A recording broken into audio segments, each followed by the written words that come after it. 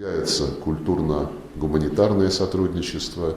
Мы выразили поддержку проекту, который инициирован Министерством просвещения России, Министерством народного образования Узбекистана. 2 марта в Узбекистан прибыла 3-я группа учителей русского языка для работы в местных школах.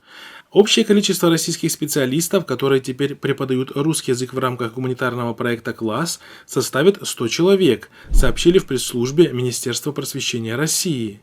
Проект «Класс» реализуется Минпросвещением России совместно с Министерством народного образования Республики Узбекистан и благотворительным фондом «Наука, искусство и спорт» с 2020 года. Число российских учителей, работающих в школах Узбекистана, планируется довести до 1000 человек. Об этом заявила представитель Министерства иностранных дел России Мария Захарова на брифинге в октябре 2020 года. В Узбекистане, как вы знаете, мы осуществляем ряд совместных образовательных проектов, которые направлены на укрепление знания русского языка по своему распространению, социальной значимости. Захарова отметила, что средства на реализацию проекта будут выделены из федерального бюджета России.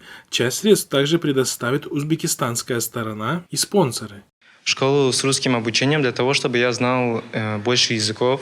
Отметим, за последние несколько лет Россия активно внедряет свои культурные и образовательные проекты в страны Центральной Азии. Аналогичные гуманитарные проекты существуют с 2017 года в Таджикистане и с 2019 года в Кыргызстане. Прибыла группа российских учителей русского языка и методистов. Эксперты отмечают, что истинной целью реализации данных проектов является русская культурно-политическая экспансия России в страны Центральной Азии для реализации ее колониальных планов в этом регионе. Редакция Хабар-Хо обратилась за комментарием к известному узбекскому оппозиционному политику доктору Намозу Нурмумину.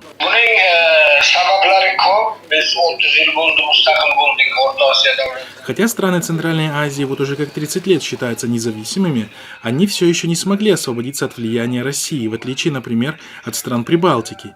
Из 15 бывших советских республик Латвия, Литва и Эстония, Грузия, Украина, а теперь и 6-я Молдова далеко отошли от влияния России. Но остальные 9 республик все еще сильно зависимы от России. Беларусь, Армения, Азербайджан и страны Центральной Азии – это Узбекистан, Таджикистан, Кыргызстан, Туркменистан и Казахстан – все эти страны находятся в сфере геополитического влияния России.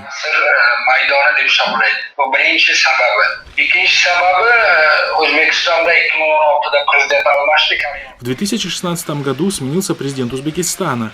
После смерти диктатора Каримова и прихода к власти Мирзияева началось сближение с Россией. При Каримове отношения с Россией были не очень близкими. Такое сближение отчетливо наблюдается во многом. Например, Узбекистан стал наблюдателем в Евразийском экономическом союзе, а в ближайшем будущем может стать его членом. Этот Евразийский экономический союз – это не только экономический союз, он имеет и политические аспекты, но об этом умалчивается. Россия все больше пытается усилить свое влияние в странах Центральной Азии именно с помощью внедрения русского языка, а также посредством иных политических и экономических инструментов.